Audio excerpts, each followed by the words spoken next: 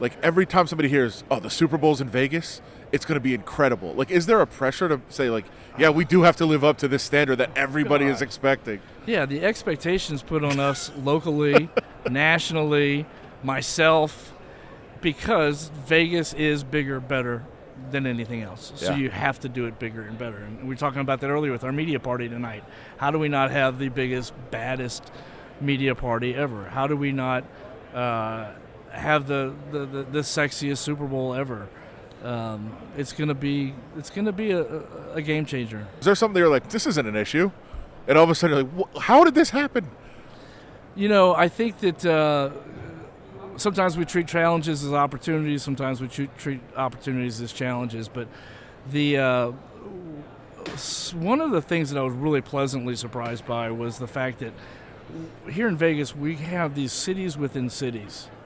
So you've got, in any other Super Bowl host city, a hotel provides sleeping rooms and maybe some ballroom space. Yeah. You know, here, our resorts are hosting the special events. They're part of the transportation plan. They're part of the public safety, the security plan. They're part of the PR plan. You know, when you see the Strip light up with the Super Bowl decor up and down with a marquee takeover, that's something you can't get anywhere else. You know, they'll take that over the street pole banners any day. Yeah. The Sphere. The Sphere. I mean, all these assets that we've got, and the hardest thing about that is wrapping your arms around them and taking advantage of them all, because there's so much and so many options. The media center here is a good example. We could have hosted Super Bowl experience and the media center in probably 3 to 4 different places in the city. So you got to go through multiple planning scenarios to say, should it be here? Yeah. Should it be here? Should it be here? Other cities, there's one solution, and then you build the rest of it out from there. So that was actually a pretty good challenge, but a great opportunity to have all these assets, but then how do you deploy them? I was in that boat that this was never going to happen. I mean, until the Raiders were announced that they were coming here, I was defiant that I was right, that there was no way the NFL was going to have an NFL team here. It's impossible for them to have the Super Bowl here because of their stance against sports gambling. What I've been telling a lot of stories. You know, when they wouldn't allow them to show promos for the show Las Vegas, there was the famous measuring of TVs. What to you was the most humorous moment of the NFL saying, Vegas, no way? It was the TVs. Yeah, there was no doubt. I mean, there was a shortage of 55-inch TVs at that time in Las Vegas. Everybody was looking for a 55 because that was the max, I believe. Yeah. And you could get 40s, you could get 36s, but you couldn't find 55s. And I just thought it was hilarious. Now, if I remember correctly, it was additional, like, temporary setups that were restricted to 55-inch. Sure. The ones you couldn't just have a giant screen for the Super Bowl, but if you did it all year, Correct. You'd be okay. That's right. But you couldn't set up a TV just for the Super Bowl. That's right. So that was crazy. It was crazy. It was ridiculous. And the way it turned around, as fast as it turned around, was humorous as well. We talked about NFL. Obviously, UFC, you've dominated, taken over the world there. NFL, you're there. You've done it. As you said, 6 years. What do you want to do down the road? Like, what more do you want to accomplish and take your career to? Oh, that's a really nice question. I mean, for me, I don't like. First of all, the real answer is reality show. Right. We know that. Right. No, exactly. I want to produce Vanderpump Rules. No.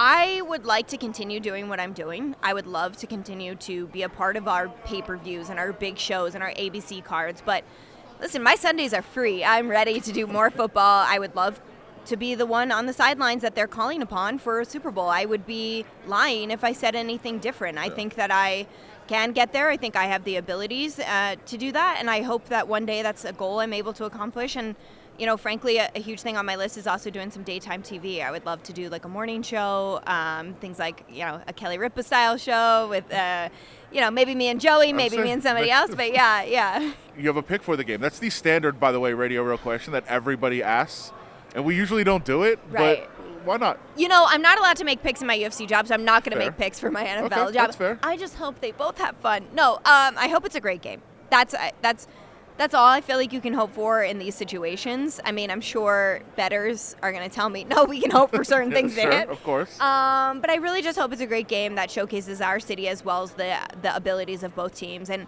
you know me, I hope that we get to to kind of showcase some of those background stories, some of those personalities as well that are competing on the world stage. Yeah, and hopefully Taylor Swift.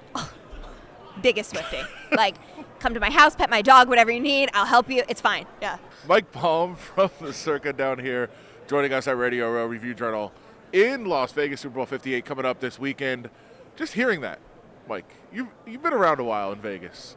Hearing that the Super Bowl's here, that's crazy. Well, I never thought we'd get a team to begin with. So that was the first step. I think it worked out really well for this city that the Knights were the first, and what a job Bill Foley did integrating the community. Yeah. And then I think the other leagues in the NFL took notice of that and became acceptable. Now, just because we got a franchise, did it mean we were going to get a Super Bowl? Yeah. You build a new stadium, you're supposed to get one, right? Yeah. And we did. So now we've gone from never thought it would happen to let's do a great job so we get it every 3 years. And that's going to happen, right? Yeah. We're going to get it every couple of years. Got to, right? It's got to be, I would say at worst a 4-year rotation, but I mean, Dallas, LA, Vegas, maybe San Francisco's in the mix, Miami. I'm sure Nashville's going to get one when they build the new stadium. Will the Bears build a dome? They've got to build a dome to get one. They're not going to play in cold weather there. But I would bet by 2040 we've hosted 4. Wow. That 3.5 would be the number to put up, right? Okay, that's a good number. Well, how about be blown away? Who has hotel rooms like this? Who has entertainment? Who has restaurants? I mean, it's something to do literally for weeks for anybody coming to town. Do you have any Super Bowl themed props for people? I've got a few jokes that are just simply, I mean, I do a thing in the show where our Super Bowl, and I put the display up, and I kind of make fun of the Raiders, and I make fun of Andy Reid because there's a big picture of him holding a play call sheet. Sure. And then I say zoom in on his play call sheet, and it zooms in. It's a Denny's menu. I'm like, that's how you call a play call. No. Moon's over Miami. Scramble, scramble, scramble. So. Is that the funniest name of a menu item anywhere? Moon's over Miami. Moon's over Miami. Yeah. Yes.